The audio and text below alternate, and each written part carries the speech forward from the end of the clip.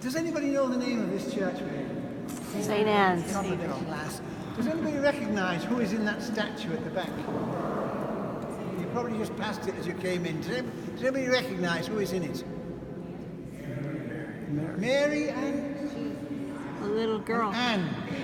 Anne doesn't make it in the Bible. But Mary must have had a mother, and tradition gives her that name of Anne. If you want to give her another name, that's fine.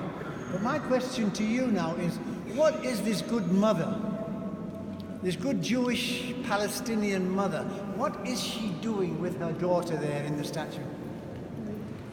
Comforting her. Praying, praying. You probably don't see too well from here, but in her right hand she's holding a scroll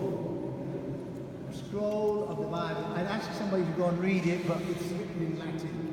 And what it says is, Diliges Dominum Deum Tuum.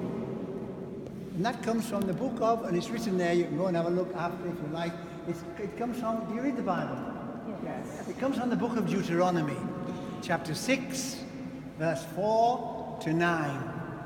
So that's what this good mother is doing. She's teaching her daughter, handing on the faith from one generation to the next. What does Deuteronomy chapter 6, verse 4 to 9 say? The very heart of the Bible. Shema Yisrael, Adonai Eloheinu, Adonai Echad. Listen, O Israel, the Lord your God is one God, and you shall love the Lord your God with all your heart, and all your mind, and all your strength. So that is what this good Jewish mother, Anne, is passing on to her daughter from one generation to the next. Mary is the next generation, and she will grow up and have her child. What do we call him? Jesus. Hey? I hear some doubts there. Yeah? Jesus, okay. And what is she going to teach him? The same thing as her mother taught her, which is why this church is the church of grandmothers and grandfathers, handing on the faith from one generation to the next. One thinks of Russia in the last century. Marxism, communism tried to suppress the faith. Who kept it alive? The babushkas, the grandmothers and the grandfathers. Now when I look around me here, I can see that you're all far too young to be grandmothers and grandfathers yet. Some of you are fishing for compliments, I can see that.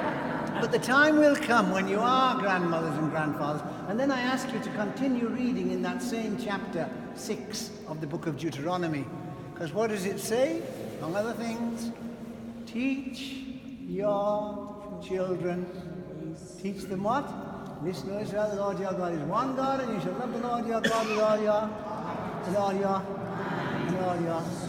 So I don't know where you come from, but wherever you do come from, when you go back, please take that message with you, won't you? Straight from Granny Annie's mouth. Okay? One last little corollary there is, well, was Jesus very smart? Did he learn from his mother? Yeah? Why do you say that? Don't know why, but it's... Look at chapter 12 of Mark's Gospel, verse 29. Remember when the scribe came along and said to Jesus, "Hey, Jesus, what's the greatest commandment?" What did Jesus answer?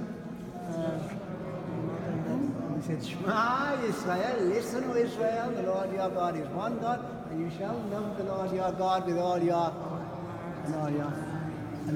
strength." And then he added one last little bit from the book of Leviticus. What was that?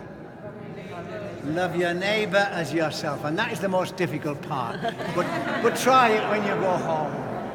Thank you for your attention. Thank you.